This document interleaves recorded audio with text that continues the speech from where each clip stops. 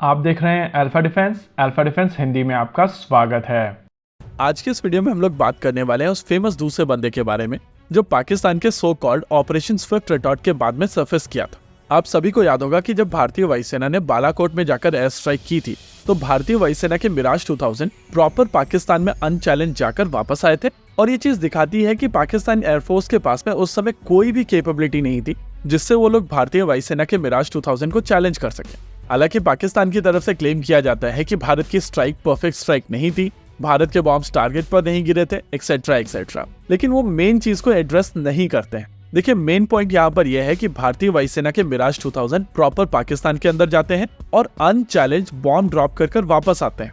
भारत की स्ट्राइक के बाद में पाकिस्तान में क्वेश्चंस पूछे जा रहे थे, लेकिन उसके तुरंत बाद पाकिस्तान की तरफ से so called operation Swift retort किया गया था। इस ऑपरेशन को लेकर पाकिस्तान का क्लेम है कि उन्होंने भारत के 2 एयरक्राफ्ट मारे थे, जिसमें से एक विंग कमांडर अभिनंदन का MiG-21 था और दूसरा Su-30 MKI था। इस Su-30 MKI के ऊपर एक दूसरा बंदा बैठा हुआ था जिसको पाकिस्तान मीडिया के सामने प्रेजेंट नहीं कर पाया था। उस एम्बेरसमेंट से बचने के लिए DGISPR के बॉट्स ने एक नया नैरेटिव पोस्ट किया था कि गफूर साहब का वो स्टेटमेंट फॉग ऑफ वॉर के चलते था और वहां पर केवल एक ही पायलट था। चलिए एक मोमेंट के लिए हम लोग मान लेते हैं कि गफूर साहब को वहां पर फॉग ऑफ वॉर के चलते दूसरा बंदा दिखाई दिया था, लेकिन रियलिटी में वो दूसरा बंदा नहीं था। आमतौर पर फॉग ऑफ वॉर कब तक रहता है? कुछ घंटे, एक दिन, 24 घंटे, 2 दिन, लेकिन हफ्ते भर बाद अगर गफूर साहब का स्टेटमेंट आता है कि वहां पर दूसरा बंदा था तो आप उसको किसी भी तरीके से फॉग ऑफ वॉर नहीं कह सकते हैं। और उनका ये स्टेटमेंट एक ऐसा एविडेंस है जो दिखाता है कि वहां पर एक दूसरा बंदा था जिसको पाकिस्तानी आवाम ने मार दिया। अब अगर पाकिस्तानी आवाम ने किसी बंदे को वहां पर मारा था तो नेचुरल है कि उसका सो कॉल्ड तैयारा भी वहां पर गिरा होगा। और अगर DGISPR की तरफ से उस तैयारे की फोटोग्राफ पब्लिक नहीं की गई है तो वो इंडिकेट करता है कि वो सो कॉल्ड तैयारा पाकिस्तान एयरफोर्स का था। अभी आपकी स्क्रीन के ऊपर हम लोग एक वीडियो प्ले करेंगे जो 6 मार्च 2019 का है और इसमें आप उस समय के DGISPR आसिफ गफूर साहब को दूसरे बंदे के बारे में बात करते हुए सुनेंगे।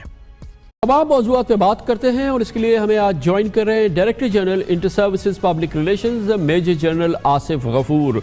बहुत बहुत शुक्रिया जल साहब आपने हमें ज्वाइन किया। इससे पहले कि ये जो अब हमने एक्शन शुरू किया है एक्सट्रीमिज़म के ख़िलाफ़, इस पर बात हो, पहले तो काइंडली बताएं कि इस वक्त जो पाकिस्तान और भारत के दरमियान एक फ़ौजी तनाव की कैफियत चल रही थी और हर लिहाज से एक टेंशन की कैफियत थी, LOCs की क्या सिचुएशन है और ओवरऑल इस माहौल को आज आप कैसे जज करेंगे? कैसा रहा आज का दिन और ओवरऑल कैफियत क्या है? जी, थैंक यू कमरान। आपको पता है कि 26 फरवरी को जब इंडियन एयरफोर्स ने एग्रेशन किया, लाइन ऑफ कंट्रोल पार की और फिर एक मिसडायरेक्टेड मिसाइल जो थे वो हमारे जब्बा के इलाके में आके गिरे जिससे नुकसान कोई नहीं हुआ। तो 26 फरवरी से 28 फरवरी तक काफ़ी जो है तनाव रहा। 26 को उन्होंने एग्रेशन किया, 27 को हमने रिस्पांस दिया और वो आपने देखा कि क्या उसका रिजल्ट निकला। उनके 2 तैयारे मार के गिराए, एक पायलट उनकी डेथ हुई, एक पायलट हमारे अरेस्ट में था जिसको रिलीज कर दिया। तो 28 को फिर LOC पे ज़्यादा कार्रवाई हुई, बहुत ज़्यादा फायर एक्सचेंज हुआ। आपने देखा कि उसमें हमारे 2 सोल्जर शहीद हुए। 6 मार्च को अगर वो दूसरे बंदे के बारे में बात कर रहे हैं तो नेचुरली ये फॉग ऑफ वॉर नहीं है और तब तक उनकी वो कवर अप वाली स्टोरी नहीं बनी थी। मोस्ट लाइकली उस समय तक गफूर साहब सोच रहे थे कि पाकिस्तान में वो जो कॉन्स्पिरेसी थ्योरी चल रही थी कि दूसरा पायलट इजरायली पायलट था, वो स्टोरी बिक जाएगी और उनसे बहुत ज्यादा क्वेश्चंस नहीं पूछे जाएंगे।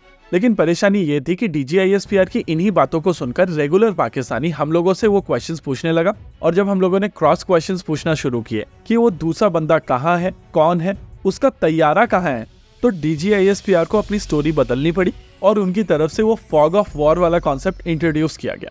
ये दुनिया न्यूज वाले स्टेटमेंट के बाहर आ जाने के बाद में एक चीज क्लियर हो जाती है कि वहां पर वो दूसरा बंदा था और पाकिस्तानी आवाम ने उस दूसरे बंदे को मार दिया था। देखिए, अगर आपकी स्टोरी सही होती है तो आपको बार बार वो स्टोरी नहीं बदलनी पड़ती है। गफूर साहब के केस में ये स्टोरी बार बार लगातार बदली गई थी और ये चीज इंडिकेट करती है कि उनकी स्टोरी सही नहीं थी।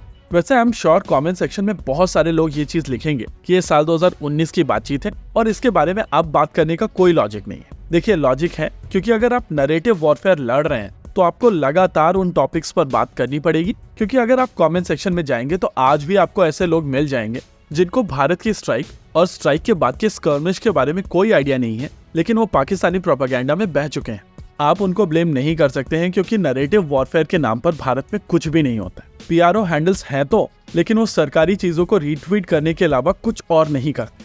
पाकिस्तान की प्रोपेगेंडा मशीनरी बहुत स्ट्रांग है और इस मशीनरी के साथ में लगातार लड़ने के अलावा आपके पास में बहुत ज्यादा ऑप्शंस नहीं है। यही कारण है कि भले ही ये चीज साल 2019 की है, लेकिन जब भी कोई नई इन्फॉर्मेशन सरफेस करती है तो उसके बारे में बातचीत करना जरूरी है। नॉर्मली मैं अपने वीडियोस में कभी नहीं बोलता हूँ कि आप मेरे वीडियो को लाइक कीजिए या अपने फ्रेंड्स के साथ में शेयर कीजिए, लेकिन इस वीडियो को लेकर मैं आपसे कहूंगा कि आप इसको कम से कम अपने 2 दोस्तों को दिखाइए। इसी के साथ आज के इस वीडियो में रखते हैं केवल इतना ही। वीडियो को अंत तक देखने के लिए धन्यवाद। देखते रहिए अल्फा डिफेंस। जय हिंद।